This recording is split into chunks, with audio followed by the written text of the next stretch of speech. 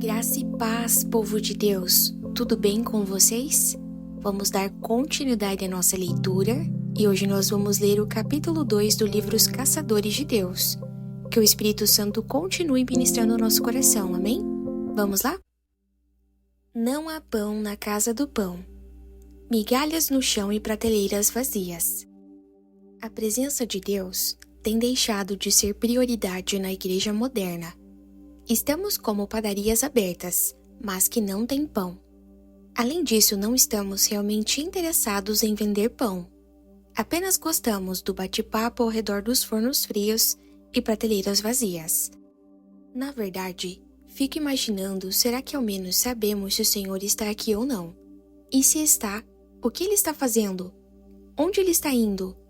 Ou será que estamos preocupados demais em varrer as migalhas imaginárias das padarias sem pão?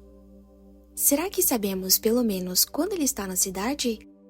No dia em que Jesus realizou o que chamamos de entrada triunfal em Jerusalém, montado em um jumento, seu trajeto através da cidade provavelmente o fez passar perto da porta do templo de Herodes. Acredito que o que deixou os fariseus indignados na passagem registrada em João 12, foi a perturbação de seu culto religioso dentro do templo. Posso ouvi-los reclamando: o que está acontecendo? Vocês estão perturbando o sumo sacerdote. Não sabem o que estamos fazendo? Estamos tendo um importante culto de oração aqui dentro. Sabe por que estamos orando? Estamos orando pela vinda do Messias. E vocês têm a audácia de fazer esse desfile barulhento e nos perturbar? E quem é o responsável por todo esse tumulto? Está vendo aquele moço montado no jumentinho? Eles perderam a hora de sua visitação. O Messias já estava na cidade e eles não sabiam. O Messias passou em sua porta enquanto estavam lá dentro orando para que ele viesse. O problema era que ele não veio da forma esperada. Eles não o reconheceram. Se Jesus estivesse em um cavalo branco ou em uma carruagem real, com soldados à sua frente, os fariseus e os sacerdotes teriam dito: deve ser ele. Infelizmente, eles estavam mais interessados em ver o Messias derrubar o jugo do Império Romano do que o jugo espiritual, que se transformara em uma praga entre o seu povo. Deus está pronto para se manifestar, mesmo que precise se desviar de nossas igrejas para se manifestar em bares. Seríamos sábios em lembrar que ele já fez isso antes, ao se desviar da elite religiosa para jantar com os pobres, os profanos e as prostitutas. A Igreja do Ocidente, a Igreja Americana em particular, tem exportado seus programas sobre Deus para o mundo inteiro, mas é hora de aprender que tais programas não significam um avanço espiritual. O que precisamos é da presença de Deus. Precisamos tê-la, não importa o que aconteça, de onde venha ou quanto custe. E o Senhor quer vir, mas do seu jeito, não do nosso. Até que ele venha, a ausência de maravilhas vai assombrar a igreja. Podemos estar aqui dentro orando para que o Senhor venha enquanto ele passa lá fora. Pior que isso, os que estão aqui o perdem enquanto os que estão do lado de fora marcham com ele. O pão é escasso em tempos de fome. Nos dias em que julgavam os juízes, houve fome na terra, e um homem de Belém de Judá saiu a habitar na terra de Moabe, com sua mulher e seus 2 filhos. Esse homem se chamava Elimeleque, e sua mulher Noemi. Os filhos se chamavam Malom e Quilion, efrateus, de Belém de Judá, vieram à terra de Moabe e ficaram ali. Morreu Elimeleque, marido de Noemi, e ficou ela com seus 2 filhos, os quais casaram com mulheres moabitas. Era o nome de uma Orfa e da outra Rute, e ficaram ali quase 10 anos. Morreram também ambos, Malom e Quilion, ficando assim a mulher desamparada de seus 2 filhos e de seu marido. Então, se dispôs ela com suas noras e voltou da terra de Moabe, porquanto nesta ouviu que o Senhor se lembrara do seu povo, dando-lhe pão. Rute 1, versículos 1 ao 6. Há uma razão para que as pessoas deixem a casa do pão. Noemi, seu marido e seus 2 filhos saíram da casa e foram para Moabe, porque havia fome em Belém. O significado literal do nome hebraico de sua cidade natal, Belém, é Casa do Pão. A razão pela qual eles deixaram a Casa do Pão era que não havia pão na casa. É uma constatação muito simples. Por que as pessoas deixam as igrejas? Porque não há pão. O pão era parte das práticas do templo também. Era a prova da presença do Senhor. O pão da proposição, o pão da presença.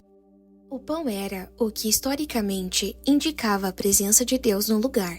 No Antigo Testamento, o pão da proposição estava no santo lugar. Era chamado pão da presença, Números 4, versículo 7. A melhor tradução para pão da proposição seria o pão da manifestação, ou, em termos hebraicos, pão da revelação. Era um símbolo celestial do próprio Deus. Noemi e sua família têm alguma coisa em comum com as pessoas que deixam ou evitam nossas igrejas hoje. Eles deixaram o lugar onde estavam e procuraram outro onde pudessem encontrar pão. Posso dizer-lhe porque as pessoas estão se dirigindo aos bares, clubes e aos médiums caríssimos. Estão tentando se arranjar e sobreviver porque a igreja as tem frustrado. Elas procuraram seus pais e amigos, procuraram e comunicaram que o armário espiritual está vazio. Não há nada na despensa, nada além de prateleiras vazias, gavetas cheias de receitas para pão, fornos frios e empoeirados. Temos falsamente anunciado que há pão em nossa casa, mas quando vem a fome, tudo o que fazemos é sair em busca das poucas migalhas dos avivamentos passados. Falamos sobre o que Deus fez e onde Ele esteve, mas podemos dizer muito pouco sobre o que Ele está fazendo entre nós hoje. E a culpa não é de Deus, é nossa. Temos somente os vestígios do que já se foi, um resíduo da glória em extinção. E, infelizmente, conservamos o véu do sigilo sobre esse fato, da mesma forma que Moisés manteve o véu sobre sua face depois que o brilho da glória se extinguiu. Camuflamos nosso vazio assim, como fazia o clero nos dias de Jesus, mantendo o véu no lugar tradicional, mesmo não estando mais a Arca da Aliança por detrás dele. Deus também precisa rasgar o véu de nossa carne para revelar nosso vazio interior. E é uma questão de orgulho. Apontamos orgulhosamente para onde Deus esteve, preservando a tradição do templo, ao mesmo tempo em que negamos a irrefutável e manifesta glória do Filho de Deus. Os religiosos do tempo de Jesus não queriam que o povo percebesse que não havia glória atrás de seu véu. A presença de Jesus representava problemas. Os religiosos pragmáticos se achavam no dever de preservar o local onde Deus esteve, ainda que isso implique a sua privação do local onde, de fato, Deus está. O homem que tem uma experiência nunca ficará à mercê daquele que só tem argumentos. Uma coisa eu sei, eu era cego e agora vejo. João 9, versículo 25. Se pudermos conduzir as pessoas à presença manifesta de Deus, todos os aparentes edifícios teológicos construídos de papelão vão se desmoronar. Porque as pessoas dificilmente curvam suas cabeças quando vêm a nossas reuniões e lugares de adoração, para onde foi o temor de Deus? Clamamos como o avivalista A.W. Tozer. As pessoas não sentem a presença de Deus em nossas reuniões, porque ela não está lá em nível suficiente para estimular os nossos, entre aspas, sensores espirituais. E isto, por sua vez, cria outro problema. Quando as pessoas captam um pouco de Deus, misturado com daquilo que não é de Deus, acabam se tornando resistentes ao que é verdadeiro. Então, quando dizemos, Deus está realmente aqui, elas dizem, não, eu estive aí, até comprei essa camiseta, e não o encontrei. Realmente não funcionou para mim. O problema é que Deus estava lá, mas não havia o suficiente dele. Não havia a experiência da estrada de Damasco. Não havia o sentimento inegável e irresistível da sua presença. As pessoas têm vindo frequentemente à Casa do Pão, apenas para descobrir que aqui existe muito de homens e pouco de Deus. O Todo-Poderoso quer restaurar a sensibilidade de sua magnífica presença em nossas vidas e em nossas igrejas. Cada vez mais, falamos sobre a glória de Deus cobrindo a terra. Mas como ela vai fluir pelas ruas de nossas cidades, se não pode nem mesmo fluir pelos corredores de nossas igrejas? É preciso começar por algum lugar, e não será pelo lado de fora. É preciso começar aqui, no templo, como Ezequiel escreveu. Depois disso me fez voltar à entrada do templo, e eis que saíam águas debaixo do limiar do templo, para o oriente. Ezequiel 47, versículo 1. Se a glória de Deus não pode fluir pelos corredores do templo por causa da manipulação humana, Deus terá que se voltar para outro lugar, assim como fez no dia em que Jesus passou pela casa do pão, que era o templo de Jerusalém. Se não há pão na casa, eu não culpo os famintos por não irem lá. Eu mesmo não iria. Um rumor chega até Moabe. Quando Belém, a casa do pão, ficou vazia, as pessoas se viram obrigadas a procurar o pão da vida em outro lugar. O dilema que elas enfrentaram é que as alternativas do mundo podem ser mortais. Como Noemi estava prestes a descobrir, Moabe é um lugar cruel. Moabe furtará seus filhos e os sepultará antes do tempo. Moabe separará você de seu cônjuge. Moabe roubará toda a vitalidade que há em você. Por fim, tudo o que restara a Noemi eram 2 noras apenas. Com nada além de um futuro sombrio e desastroso fitando sua face, ela disse: "Vocês não devem permanecer comigo também. Eu não tenho mais filhos para dar a vocês." Mas então ela disse: "Ouvi um rumor." Existe um murmúrio que percorre cada comunidade, aldeia e cidade do mundo. Desce pelas encostas, pelas montanhas, em lugares onde os homens habitam. É o murmúrio dos famintos. Se somente um deles ouvisse um boato de que o pão está de volta à casa do pão, a notícia logo se espalharia como uma onda de eletricidade, na velocidade da luz. As novidades sobre o pão correriam de casa em casa, de um lugar para o outro, instantaneamente. E você não teria que se preocupar em anunciar na TV ou usar os outros meios de comunicação. Os famintos simplesmente ouviriam a notícia. Não é uma farsa. É difícil de acreditar, mas dessa vez não é uma propaganda enganosa. E não são migalhas no chão. Realmente, existe pão na casa do pão. Deus está na igreja. Quando isso acontecesse, seriam tantos os que viriam que não conseguiríamos comportá-los em nossos templos, não importa quantos cultos tivéssemos a cada dia. Por quê? Como? Tudo o que se tem que fazer é trazer o pão de volta. Satisfeitos com migalhas no chão. Podemos desfrutar da presença de Deus muito mais do que temos capacidade de imaginar. Mas ficamos tão satisfeitos com o lugar onde estamos e com o que temos, que não reivindicamos o que há de melhor da parte de Deus. Sim, Ele está se movendo entre nós e trabalhando em nossas vidas, mas temos nos contentado em varrer o chão à procura de migalhas, ao invés de ter as abundantes fornadas de pão quente que Deus preparou para nós nos seus fornos dos céus. Ele preparou uma grande massa, cheia de sua presença nesses dias, e está chamando a igreja: venha e coma.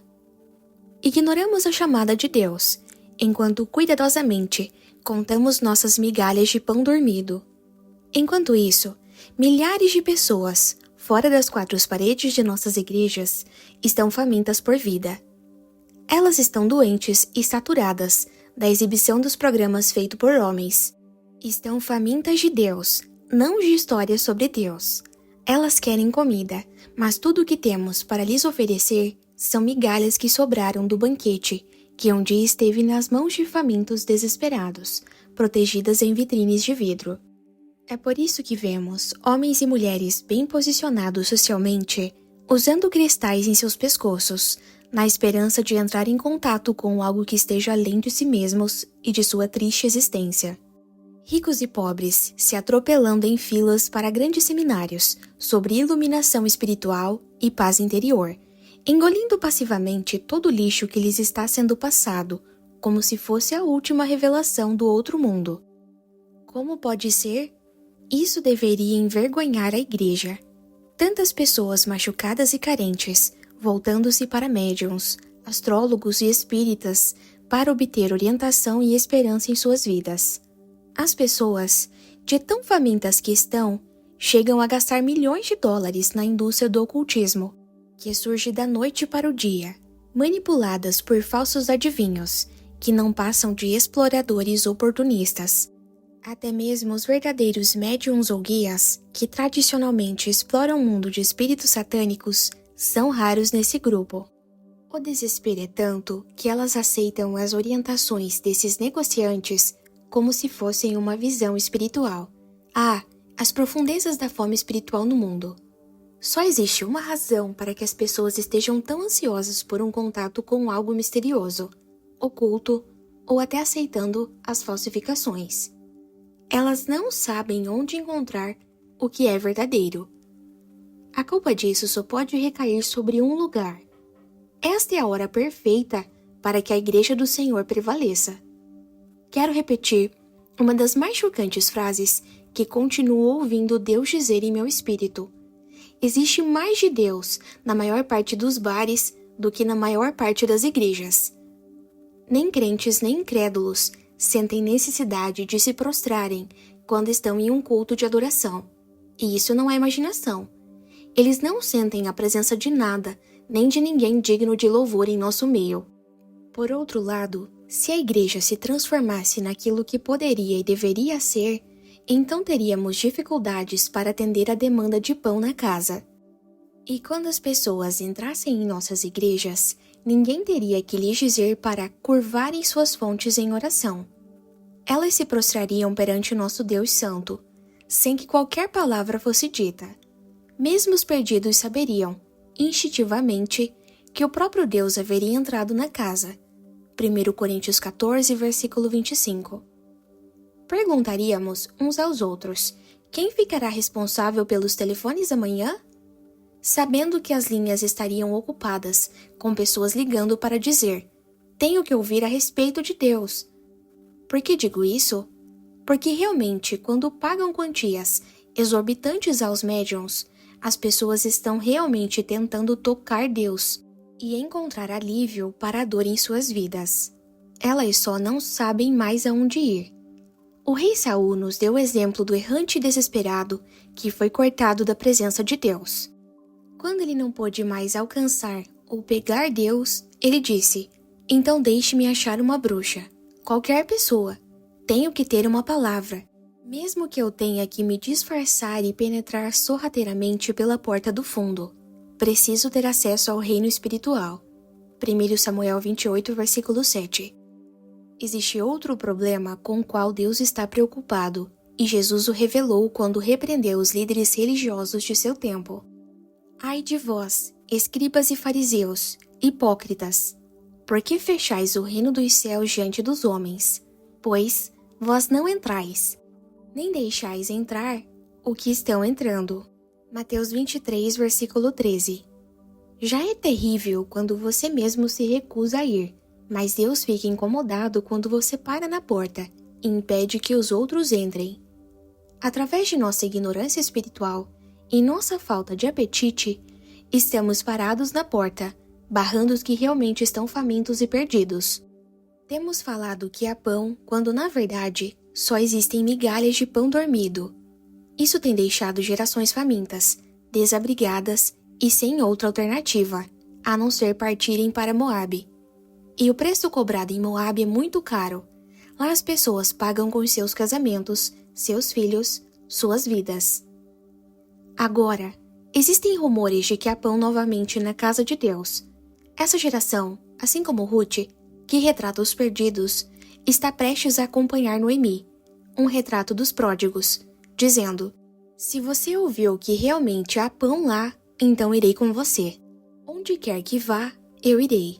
Seu povo será meu povo, e o seu Deus será o meu Deus. Ruth 1, versículo 16. Se realmente existe pão. A reputação de Belém, a casa do pão, estava tão prejudicada que Orfã não foi. Quantos como ela não vão porque a propaganda da igreja esgota suas energias? Sabe quando é que as pessoas se integrarão rapidamente à igreja local? No momento em que provarem o pão da presença de Deus. Quando Ruth ouviu que o pão estava de volta em Belém, ela se levantou de sua tristeza para ir à casa do pão. O que aconteceu com o pão? A placa ainda está lá. Ainda levamos as pessoas às nossas igrejas e mostramos a elas os fornos onde costumávamos assar o pão. Os fornos ainda estão no lugar e tudo mais, mas o que encontramos são migalhas da última visitação e da última grande onda de avivamento, sobre a qual os nossos antecessores nos contaram. Agora, nos limitamos a ser meros pesquisadores daquilo que esperamos experimentar um dia. Estou constantemente lendo sobre avivamento. Um dia desses, Deus me assegurou: "Filho, você está lendo sobre isso porque não teve ainda uma experiência para escrever." Estou cansado de ler sobre as últimas visitações de Deus.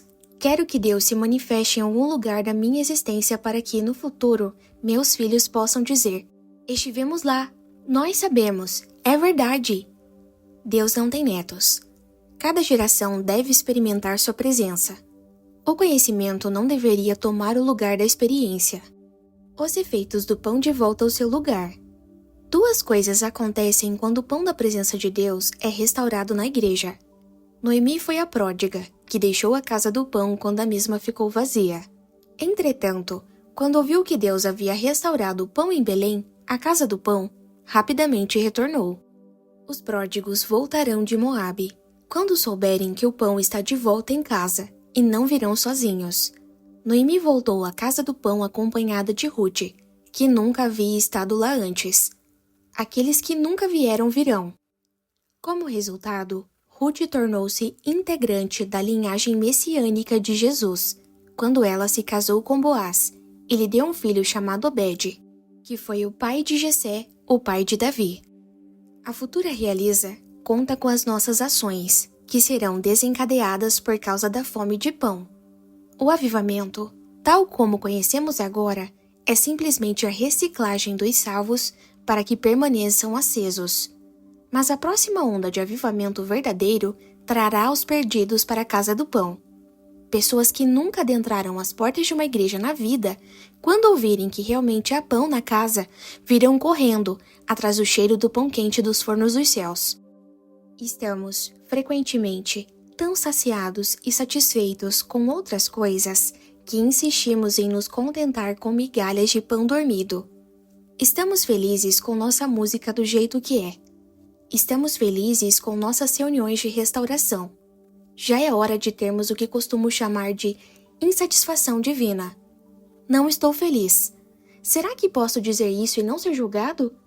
Quero dizer com isso que, embora tenha participado do que alguns chamariam de avivamento, ainda não estou feliz. Por quê? Porque sei o que mais pode acontecer. Posso pegar Deus. Sei que existe muito mais do que temos visto ou esperado, e isso tem se transformado em uma santa obsessão para mim. Eu quero Deus, eu quero mais dele. A solução parece ser que haja menos de mim. O plano satânico consiste em nos manter tão cheios de lixo que não tenhamos fome de Deus, e isso tem funcionado muito bem por séculos. O inimigo tem nos feito acostumar a sobreviver em uma prosperidade terrena, porém, em uma mendicância espiritual. Dessa forma, basta uma migalha da presença de Deus para que nos demos por satisfeitos. Mas existem aqueles que não se contentam mais com migalhas. Querem Deus e nada mais. Falsificações não lhes satisfazem ou interessam. Querem o pão verdadeiro. A maior parte, entretanto, mantém suas vidas tão tomadas de sobras para a alma e banquetes para a carne, que não sabem o que é estar realmente faminto. Você já viu pessoas famintas? Quero dizer, pessoas realmente famintas? Se pudesse vir comigo em uma viagem à Etiópia ou a outra localidade assolada pela fome, veria o que acontece quando sacos de arroz são colocados no meio de pessoas realmente famintas. Elas aparecem de todos os lugares em questão de segundos. Muitos de nós comemos antes de irmos para o culto. Por isso, quando vemos o pão sobre o altar, não nos sentimos estimulados. Mas, quando Deus me disse, certa manhã, para pregar sobre o pão, Ele disse também: "Filho, se eles estivessem fisicamente famintos, não agiriam da mesma forma." Curiosamente, naquela manhã, um intercessor sentiu-se constrangido a assar pão, e o pastor foi divinamente compelido a colocá-lo sobre o altar. Nasceu naquele dia uma fome pelo pão da presença de Deus, estimulada pelos céus. Esse é o pão que tem operado cura, restauração e fome de avivamento por todo o mundo.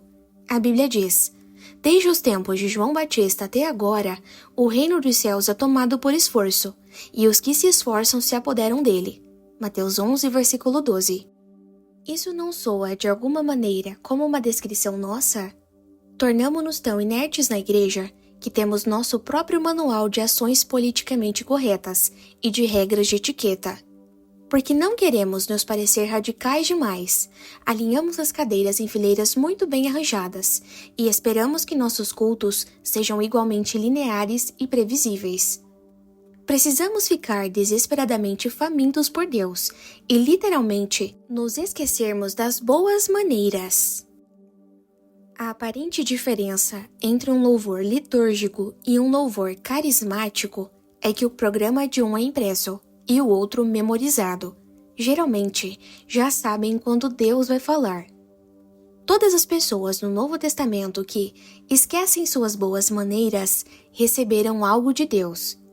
Não estou falando da indelicadeza propriamente dita, mas da indelicadeza que brota do desespero. Você se lembra daquela mulher atormentada por uma hemorragia incurável, que com dificuldade abriu caminho em meio à multidão para tocar a orla das vestes do Senhor? Mateus 29, versículos 20 ao 22.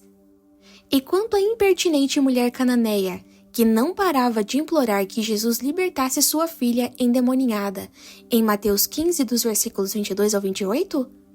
Embora Jesus a tenha humilhado dizendo: não é bom tomar o pão dos filhos e lançá-los aos cachorrinhos, ela persistiu.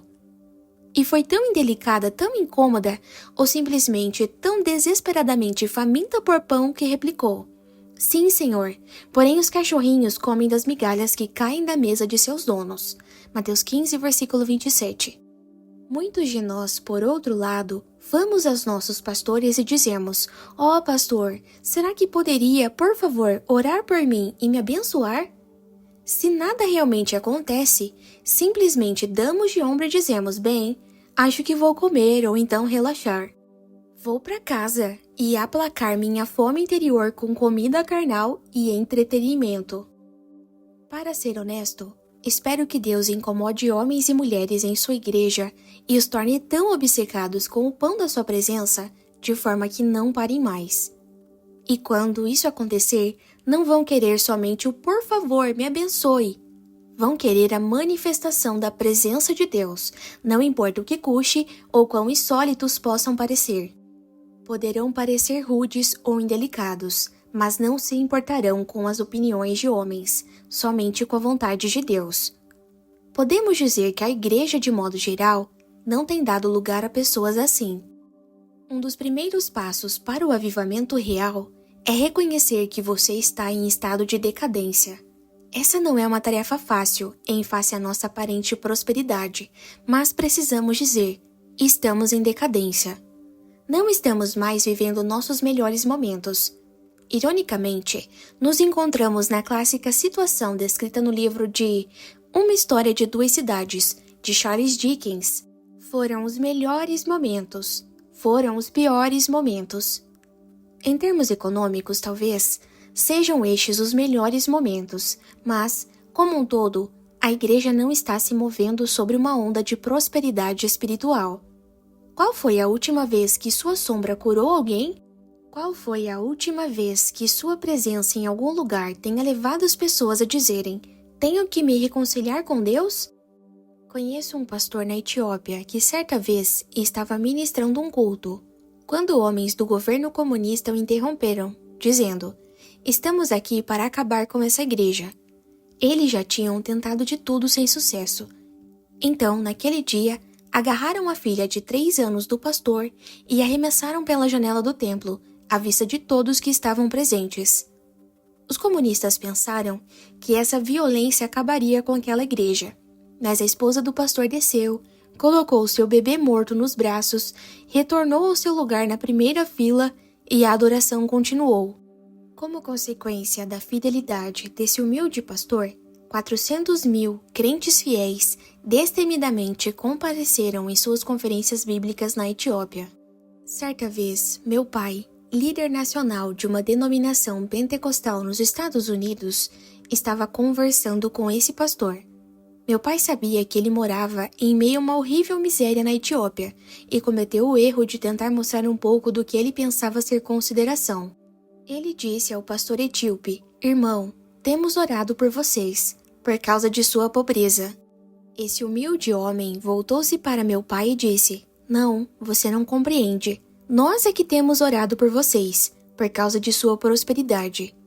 Meu pai ficou confuso, mas o pastor etíope explicou: "Nós oramos pelos americanos, porque é muito mais difícil para vocês estarem onde Deus quer, em meio à prosperidade, do que para nós em meio à pobreza."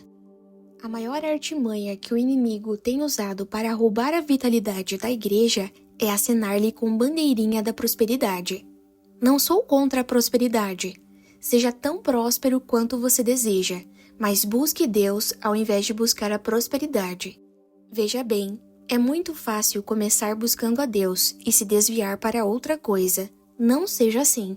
Seja um caçador de Deus e ponto final. E se Deus realmente se revelasse em sua igreja?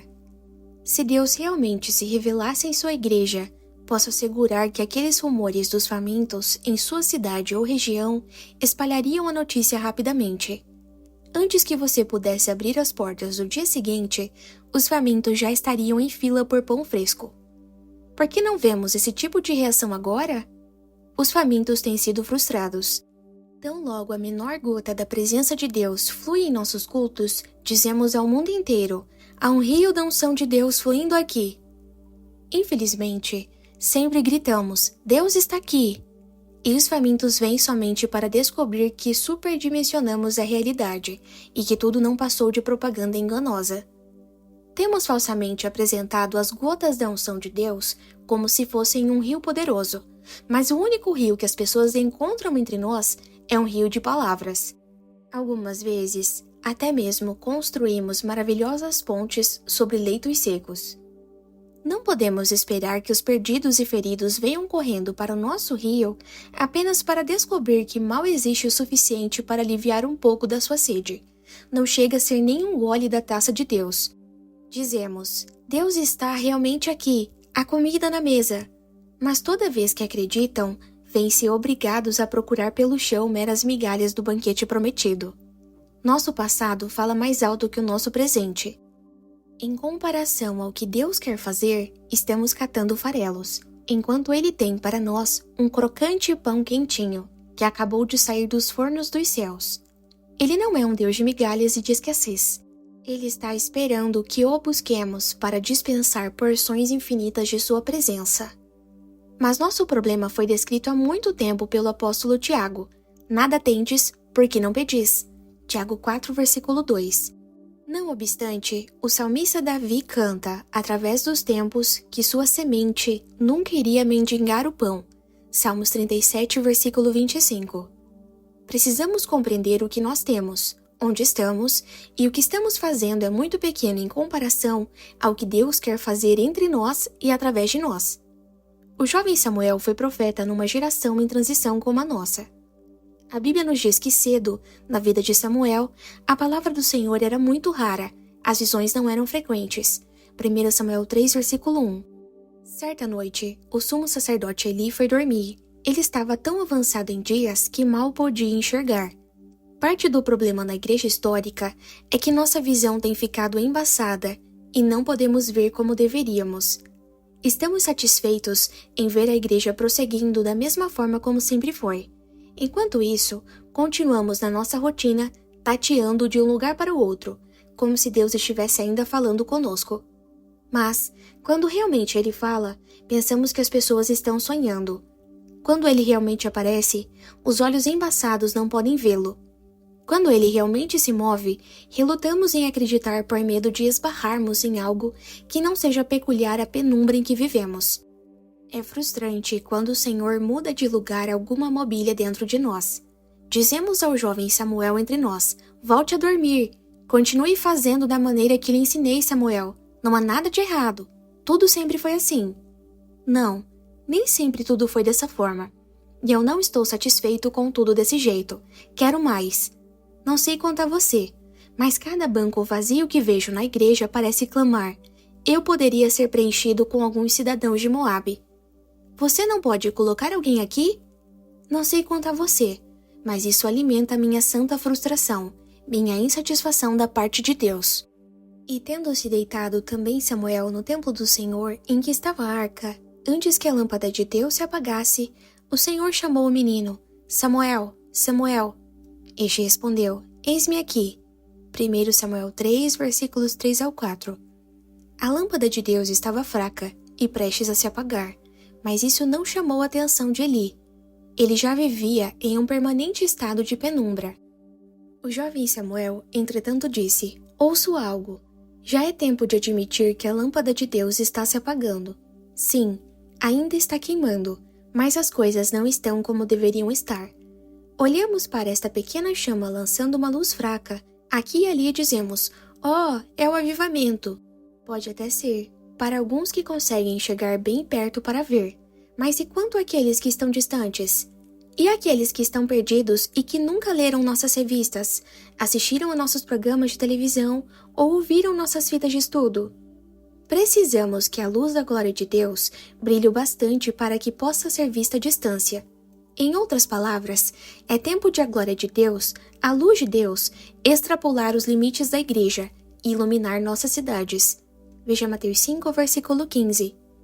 Creio que o Senhor está prestes a manifestar aquele que abrirá os caminhos, Miqueias 2, versículo 13, e que literalmente irá fender os céus, para que todos possam comer na mesa de Deus. Antes que isso aconteça, as fontes do grande abismo. Veja Gênesis 1, versículo 8 e 7, versículo 11. Devem ser rompidas. Já é tempo de a igreja em algum lugar parar de tentar ser politicamente correta e abrir os céus para que o maná possa cair e alimentar a fome espiritual da cidade. Já é hora de fendermos os céus e aliviar a agonia dos que estão famintos, para que a glória de Deus comece a brilhar em nossa cidade. Mas a verdade é que não podemos ver nem mesmo uma simples gota fluir pelos corredores, muito menos a glória de Deus fluir pelas ruas. E isto porque não estamos realmente famintos. Estamos como os crentes da igreja de Laodiceia, Apocalipse 3, versículo 17, satisfeitos e contentes. Pai, eu oro para que o Espírito incomode nossos corações e nos transforme em guerreiros da adoração. Oro para que não paremos até que vejamos uma rachadura nos céus e eles se abram. Nossas cidades e nações precisam do Senhor. Nós precisamos do Senhor. Estamos cansados de procurar migalhas no chão. Mande-nos pão quente dos céus. Mande-nos o maná da tua presença. Não importa o que você precise ou o que lhe falta em sua vida. O que você realmente precisa de Deus.